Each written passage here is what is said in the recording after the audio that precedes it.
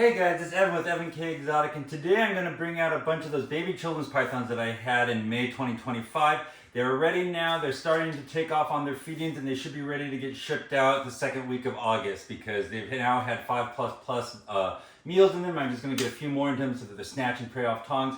But they're available now, and I want to show you guys some of them right now. Children's pythons are really amazing. They're a good beginner species for people who want to learn about a species that's behaviorally a little more interesting and reactive than like some of the more commonly recommended species. They're very hardy, they're small, they max out at about 3 feet, and they are beautiful and interesting and hardy. Good things to learn to breed, good things to learn how to handle an animal that's food responsive. Once you breed them, they're not too hard to breed, but they're tricky to get started feeding. So one of the things I do is I make sure that they're ripping off frozen thaw. But I'm gonna go through and just pull out some from this clutch and show you guys some of what's available in the options. But if you guys, I get a lot of questions on how to contact me, and it is in my channel description, so not in the video description because they don't let you actually put them in there. They'll change your algorithms. But in my channel description, you go up to the main page where I have, and you click under my about me, you will see that there's some information. There's a link to my Facebook page. There's a link where you can click to find my email, and there's also a link to a Flickr account, which I don't have anything on right now, but sometimes I do have photos. But the primary ways to get in contact with me, find me at Evan K. That's my personal email or Facebook.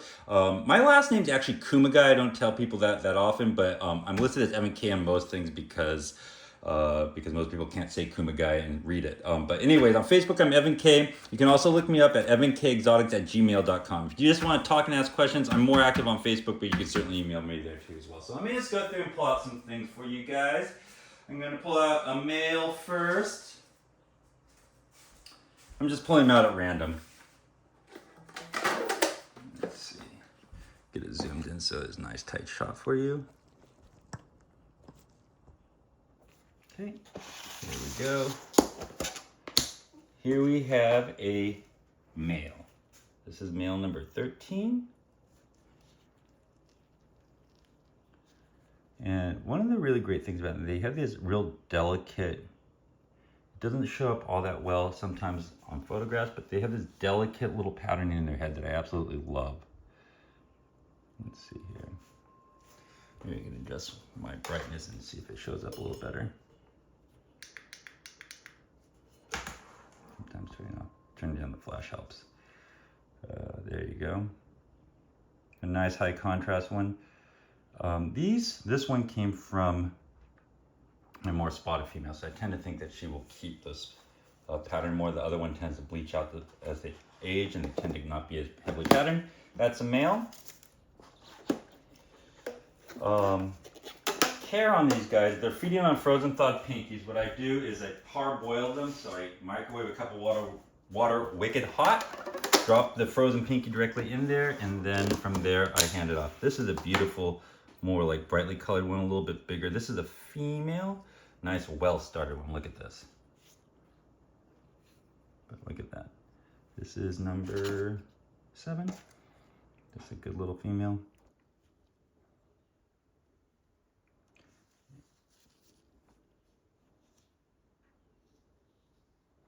And care on these guys, they don't like it wet like a tropical animal. I keep the adults on aspen with a humid high box full of moss, and I keep the babies on little containers with sphagnum moss. I'm just careful not to over wet it, but this is a gorgeous little female. So, number 7. This is actually a nice big one. This one's real robust. Will be a good one for somebody. Put you back.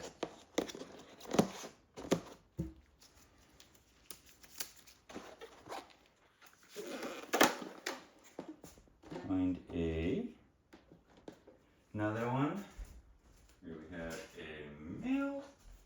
Let's pull him out as it comes out of the stack. I don't know if you can hear that, but I guess got a new wind chime. So here's a little slightly different one. If you see some of them get this little bit of a striping nature in their pattern. And as you can see, a little more gold buckskin color. And one thing I tell people, they are remarkably small as babies here. Let's put something on the background. That shows up better. How's that for a background? They are remarkably small as babies. So what I did is I stole my wife's little crafting. Here's a cutting mat. Here's a 1-inch grid with a 1/4 for scale. And let me show you how big they are. They're the second smallest species of python in the world. This is how big they are when you get them. 1-inch grid next to a 1/4. So that's just something I warn people about, is they're very small and they're very escape prone. So then I say, well, how do you keep them from escaping? And the answer when they're this small is you do not put them in a normal snake rack. You know, like a little snake rack, you have to keep them in something lidded. I recommend a food container.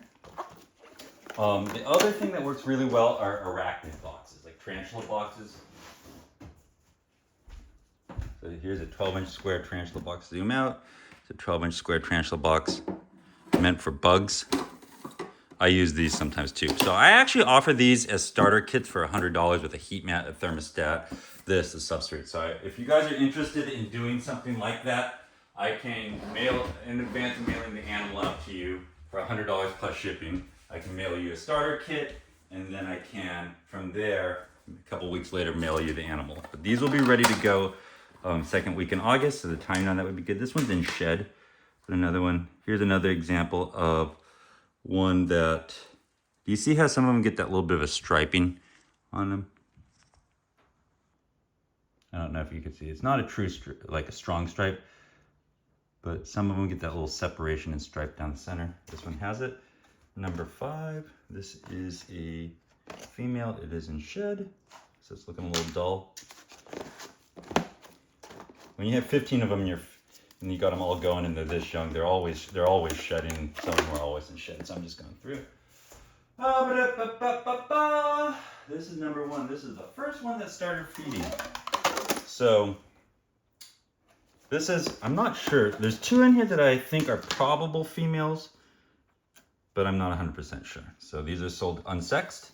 Number 1 is unsexed. But the nice thing about number 1 is the first animals start feeding, you can select for appearance of animal, but you can also selectively breed for different behavioral traits. And these are a little bit tricky to get started feeding because they're obligate lizard feeders, meaning that they want to eat lizards instead of rodents to begin with. And this is the first one to take off. And just like you could select a particularly attractive animal, which this one is also, you can select for behavioral traits like enthusiastic feeding. This was the first one to feed. So if you're into those types of things, that would be something I point out to you, is that would be a good one to select if you were selecting for that behavioral trait. I do that a lot. I look for behavioral traits. I look for non-obvious traits. This is a male.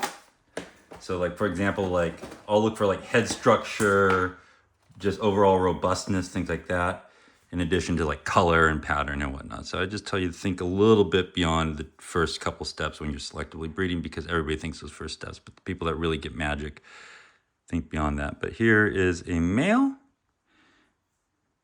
These are very attractive animals. They're kind of hard to really catch their beauty, but like just they have this subtleness of pattern and stuff.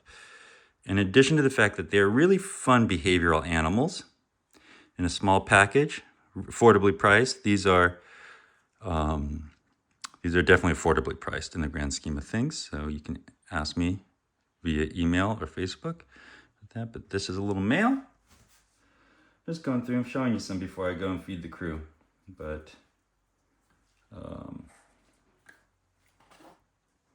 these are great.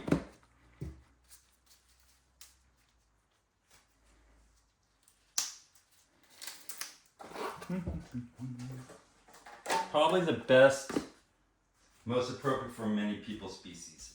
Let me see. I'm going to show you one that, this is a little bit smaller. This is the runt of the litter, but it came out really cool. I'll show it to you too. It has been feeding great. Incredibly small animal, but feeding great and doing well. And just a little bit, really a light, unique animal. So one of the more unique animals in this group. Very small, if you see. It's one of the first ones to start feeding, but it's still pretty small because it came out very small. This one actually came from the other clutch. So if you wanted to get a pair, this one is a female. And you could get, see how they are a little spunky? is good. You want them to be that way. It shows that they're vigorous. This is a female, and you could get this one and also one from the other litter and to be a little less related. So let's find let's find another one. Now would I show you this one, number 3. This is a male.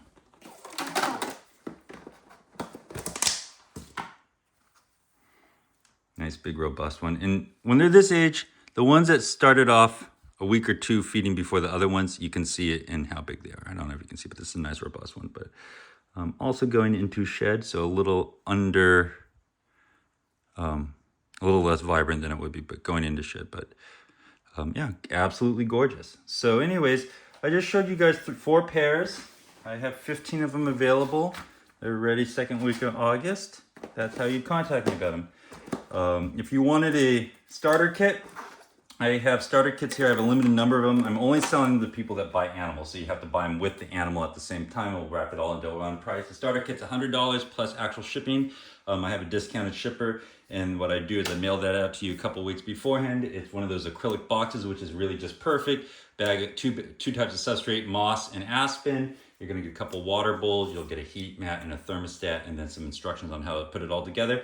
Mail that out to you a week or 2 beforehand. You get it set up, make sure you're hitting your target, and then I mail the animal to you afterwards, and you should get that no problem. But anyways, if you're interested in anything you saw here, that's how to contact me. Take care, bye-bye.